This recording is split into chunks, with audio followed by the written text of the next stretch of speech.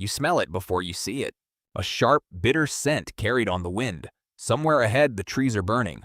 Your body reacts before your brain does. Heart rate up, pupils wide, legs already turning to run. Every animal around you is fleeing. Birds scatter. Deer vanish into the grass. And you run too, because that is what your ancestors did for hundreds of thousands of years. Fire was not a tool. Fire was a predator. But something changed. At some point, one of your ancestors stopped running. They stood at the edge of the flames and watched. And in that moment, the entire trajectory of the human species shifted. Most people imagine the discovery of fire as an accident. A lightning strike, a fallen branch, a curious early human poking at the embers. But that picture is almost certainly wrong. Controlling fire was not a single event. It was a slow, dangerous, generational process that took longer than you can probably imagine. So what actually happened? How did your ancestors go from fleeing fire to mastering it? And what did that mastery cost them? The oldest confirmed evidence of fire use by human ancestors comes not from a dramatic cave painting or a neat stone hearth, but from a site in South Africa called Wonderwerk Cave. Researchers Francesco Berna and his colleagues published findings in 2012 showing burned bone and plant ash inside the cave dating back roughly 1 million years. 1 million. That is not Homo sapiens. That is Homo erectus, a species that preceded modern humans by hundreds of thousands of years. What Homo erectus was doing with that fire, we cannot say for certain, but they were doing something.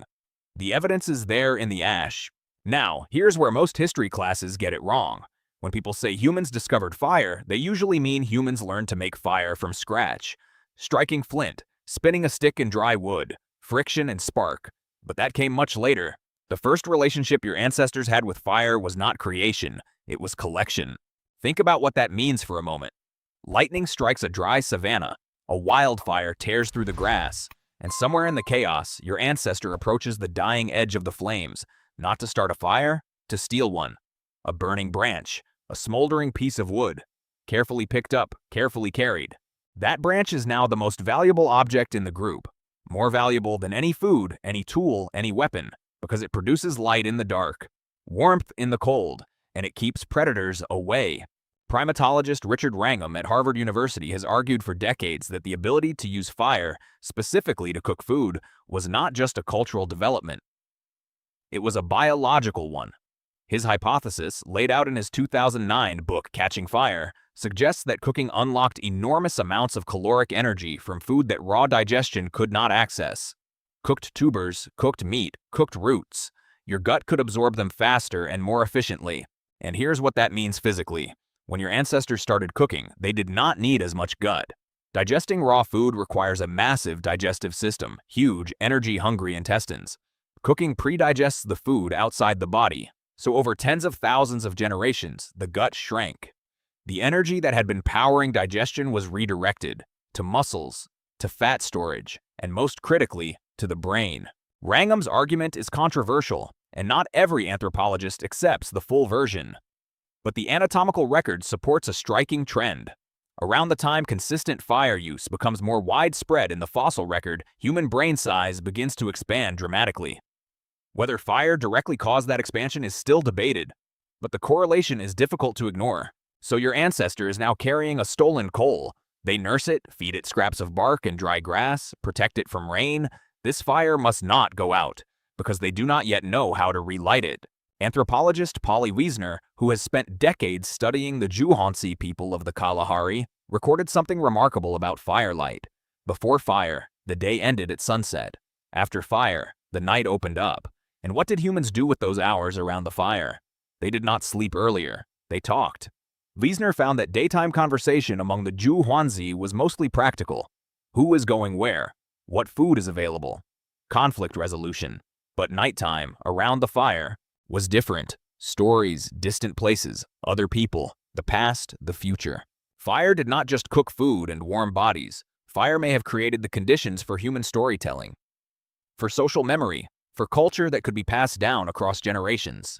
At Wonderwerk Cave in southern France, cave paintings have been dated to roughly 36,000 years ago. The images are stunning. Lions, mammoths, rhinos, rendered with a skill that feels impossible for their age. And those paintings were made by firelight. Your ancestors crawled deep into the earth, carrying burning torches and painted by the flickering glow of the same fire they had once feared. Now let us talk about making fire from scratch. Because while fire collection was the first step, fire creation was the leap that changed everything. The oldest known fire-making tools come from sites associated with Homo sapiens and Neanderthals. Flint nodules showing signs of deliberate striking. Pyrite stones that produce sparks when struck against iron-bearing rock. Sites in the Netherlands at Maastricht Belvedere contain flint tools and evidence suggesting Neanderthals were capable of making fire approximately 50,000 years ago. Two primary methods emerged across different cultures, developed independently in many parts of the world. Percussion firemaking, striking two stones together, typically flint and iron pyrite, to produce a shower of sparks directed onto a prepared tinder bundle. The spark catches. You blow gently, smoke curls up. A tiny orange glow appears in the dry grass nest. You cup your hands around it, you blow again, and suddenly you are holding fire that did not exist 2 minutes ago. Friction firemaking, the hand drill, the bow drill, the fire plow. Wood against wood, spinning or grinding, generating heat through friction until a small coal forms in the notch. The Hadza people of Tanzania still use the bow drill today, one of the few remaining populations who maintain this ancient skill in daily life. Neither method is easy. Ask anyone who has tried. Friction fire in particular requires dry materials, the right wood combinations, a well-cut notch, and often 30 minutes of sustained, exhausting effort. Your ancestors were not casually lighting fires. Making fire from scratch was a skill, practiced, taught, refined over generations. And that is the key thing most people miss. Fire was not a single discovery. It was a technology. Like any technology, it had to be learned, taught, and maintained. An elder who knew how to make fire in the rain, who knew which wood combination worked in which season, was not just useful. They were essential. That knowledge had survival value, and so it was protected, shared within the group, and passed on deliberately. So let us reconstruct a moment. You are somewhere in the African savanna, roughly 400,000 years ago. Your group has been nursing a fire for weeks, maybe longer. Tonight the rain is heavy. The fire is dying. An older member of the group, someone who has done this before, crouches down beside the embers. They pack dry bark carefully around the last living coal. They cover it, protect it from the drops.